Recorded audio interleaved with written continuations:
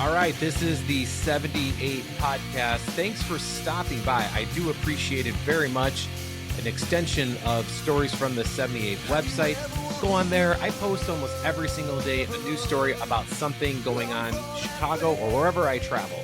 Like, for example, today I do this podcast like a week ahead of time. So today I posted a story about going to Detroit, Michigan and spending a week there, or spending a couple days there, but I did about 5 days worth of stories when I was there.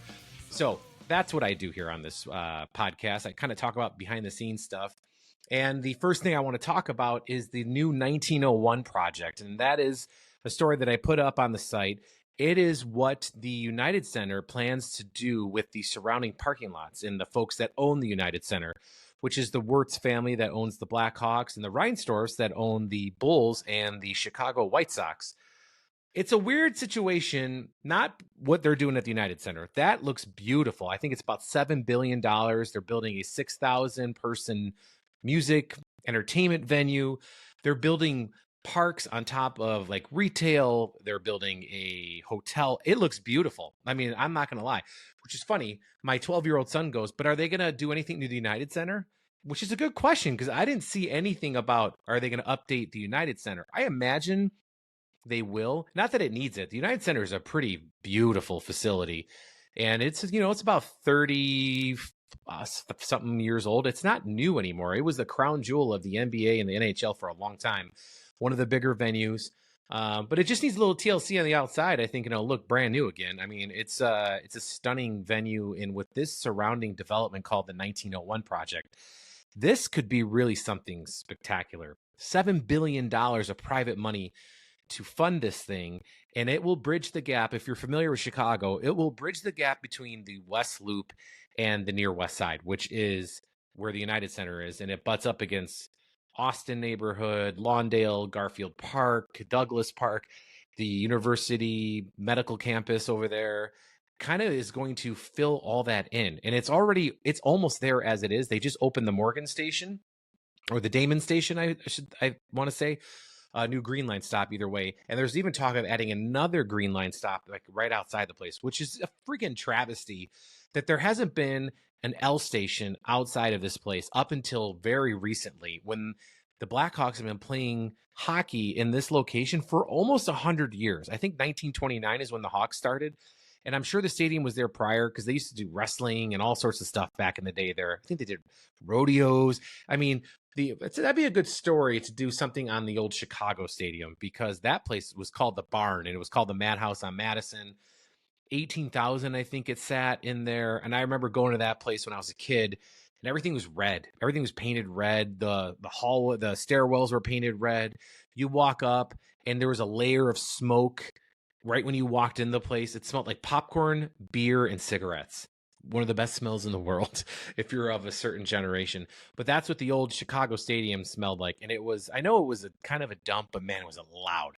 And that's why I got the nickname Madhouse on Madison. They call the new UC Madhouse on Madison because it also can get very loud in there as well. But, with naming rights and the United Center being the United Center, Madhouse on Madison, they didn't want to confuse people. That's a true story. That's why they don't go out of their way to say Madhouse on Madison anymore, but they don't not acknowledge it. But that's neither here nor there. Anyhow, check that story out. It's a cool story. The renderings I have on the website there, where you can take a look at the different renderings of the entire campus. It poses a interesting conversation that $7 billion in private funds to make this thing happen.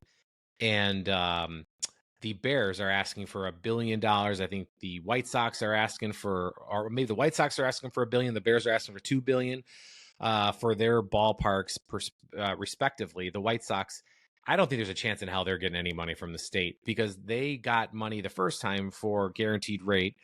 And they have bitched and moaned about that place since it opened, and they're the ones that designed it. So, yeah, and the Bears, probably the most popular franchise in Chicago sports, asking for $2 billion of public money. It's not going to happen either.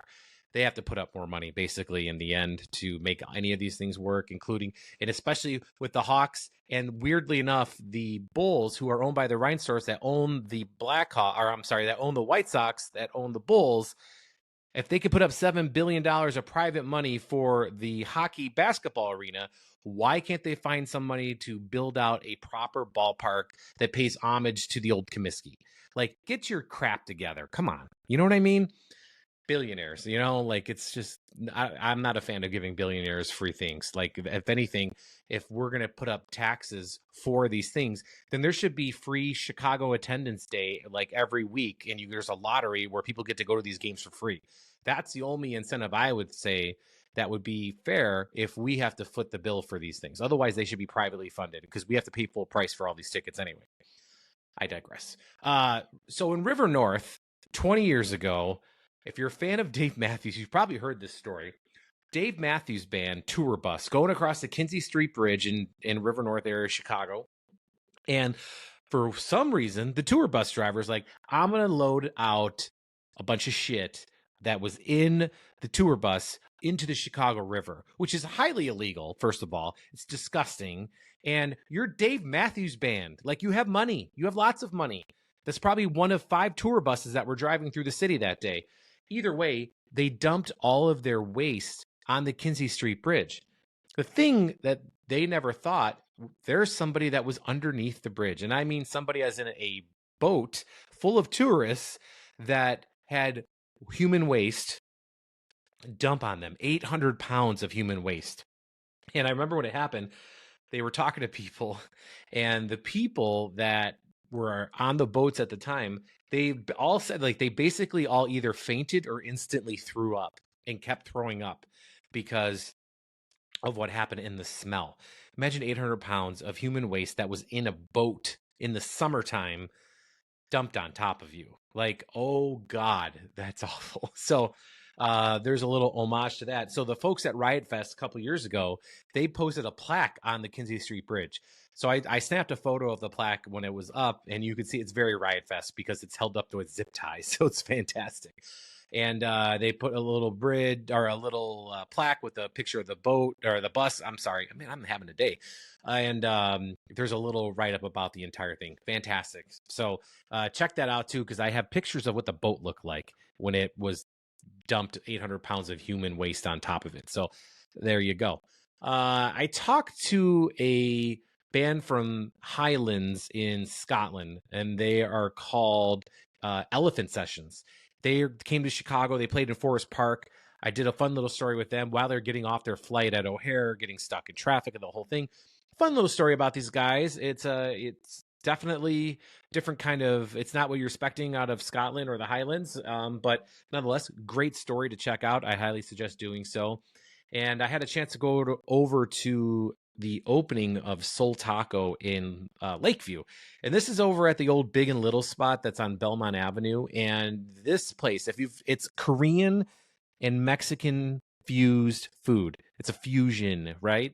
And it's bougie and it's wonderful. I mean, it is awesome. I had the steak taco. So if you like Korean barbecue or you like steak, Korean, the way they do their steak, you're going to love the burrito that they have at Seoul Taco. It's phenomenal. And this, which is a great story in itself, because this brick and mortar storefront restaurant started off as a food truck. I believe Chef David Choi was from St. Louis, moved to Chicago, did the food trucks thing. This is the 4th location, and it's in a great spot. And it's about time something else went in the Big and Little spot there in Lakeview, because it was kind of just sad, like these restaurants that come on so strong and then they just forget how to spend money or never knew how to spend money, and the investor money ran out and they closed the restaurants. So I highly suggest going there. There's a little write-up on that.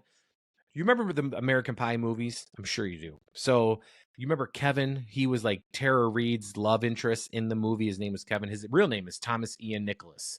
And I just hit the computer. Sorry. He was in town, and I've worked with Thomas from my days at WGN. And he is a interesting dude, man. He is on the road probably 180 days out of the year.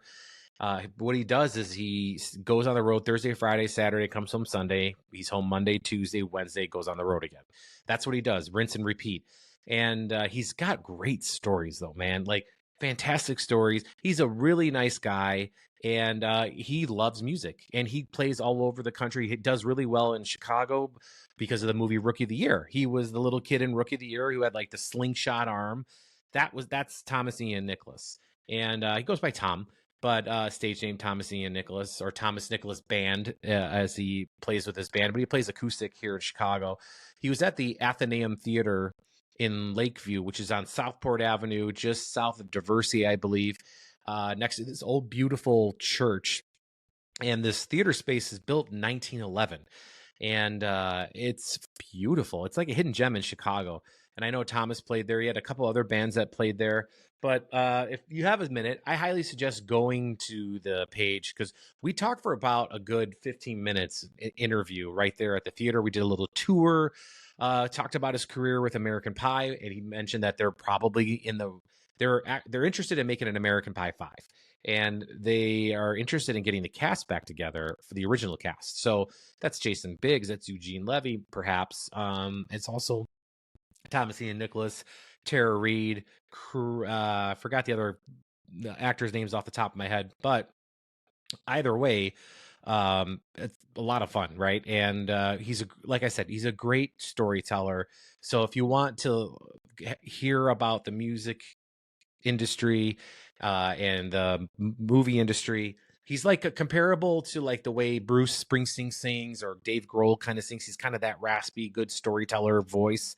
A lot of fun though. And he's a cool dude, and I like supporting cool people. That's what this whole site's about. And he reached out to me. He had my number. He asked me if I wanted to do something. We ended up doing something for CBS Morning News in Chicago here. And then we also did something for the site after that was done, and because I've known him for like 16 years. So fun story. Something that happened in Chicago that's really cool. I feel like it's just such a Chicago thing. They have this thing called Titan Walls, and it's Chicago's largest mural festival. And that's what it is. It's at District Brew Yards, which is in like West Town area. They have like this big parking lot, and it's like an old industrious area, not really so much anymore, but it was full. There's a lot of brick walls is what I'm getting at. A lot of brick walls everywhere, because all the buildings were like these one-story, really large, wide buildings. Well, District Brew Yards is one of those old buildings. And District Brew Yards is a place where you go to different, you go inside and you can go and type in the kind of beer you want. It can give you all different kinds of beer, and it's self-pour. It does it all through the credit card. It's actually a really cool and fun idea. So the festival, though, started by folks that wanted to just brighten up the community and bring a little love to the community, because it was kind of, gross back in the day. It was really gritty and dirty. And with the festival, they have the entire area, and they have Altitude Trampoline Park right by it. They have all these murals now, and they've put them up for the last few years, and they're awesome, man. Like, if you love street art, this stuff is like legit stuff. This isn't like a kindergarten project. This is like legit stuff. They have like cherry pickers where these guys are on, and they're painting. It took them like a week and a half to paint some of these that are right out in front of District Brew Yards, which shares the parking lot with Altitude. And Altitude has a big giant mural on theirs. I don't know. It's just a great event. Very family friendly. And District Brew Yards, yes, they serve beer, but it's a friendly vibe, family friendly vibe. And they really want people to know that about them. And I think it's just a cool event in general. It was a cool thing to do on like the most perfect weekend in Chicago, that also had Metallica playing at Soldier Field and the Air and Water Show. And it was like 80 degrees and sunny. It was the kind of weather you go, this is why we suffer through March kind of weather. And, and not to say that March isn't great. It is great if you like to eat inside and do things inside. It's wonderful. March is a great time of year to be here. But Chicago's never short of great food, and that's the month I would suggest people to explore food options. February, March, April's opening day, so you got baseball back and a whole thing. But Titan Walls, check it out. You'll see the artwork in real time when they're doing it. It's a fun story. And the last story that I did of the week outside of posting the podcast was the Blue Moon Tarot and Sound Bath event at the Gwen Hotel. And the Gwen's right there downtown. It's connected to the shops of Northbridge, right there at Michigan Avenue. And I got my tarot card read, right? And after I talked to Emily, who does the sound bath, and which is really cool. It's like if you're into spirituality and chilling out and vibing and you're cleansing your chakra and all of that stuff, this is for you. And they do this stuff, I think, on a monthly basis. They do it on one of their terrace rooftop decks. And it's beautiful views, and you can see all those views out there. Although on the day I was there, of course, it was kind of rainy out, so it kind of looked ominous with the clouds hanging really low over the city and stuff like that. But it's still cool. But what I really want to tell you about is the tarot cards. So I had her pull my cards right there when we were doing the video, right? And I told her the things I needed to tell her, and it's all in the video. But one of the things was like, you have a new start. There's something new. There's something worth celebrating in your life. It's coming up, and so many people are happy. Well, it turns out my wife is expecting, and this woman didn't know this. And as I was getting towards the end of the interview, we went through some other cards, and we were reiterating there's going to be a lot of stuff happening this year, positive things for me, which hopefully, a year from now, I'll have, 1 million subscribers and 1 million views and the whole thing. And that's where this is all about. But either way, I have a baby girl coming in November. And as we were talking about the end, she pulled another card. It's like, yeah, they're just reiterated, like, this is so exciting. This is so fun. And then when she said something else, then like a glass broke on the table. Gust of wind came, knocked over glasses of champagne. And she looked, she wasn't startled. And I was like, oh, is that not a good sign? She's like, no, it's a great sign. It's like Mazel Tov from the spiritual realm. So I don't know. It was a fun thing. If you want to see that, it's right there on the website, Blue Moon Tarot and Sound Bath at the Gwen.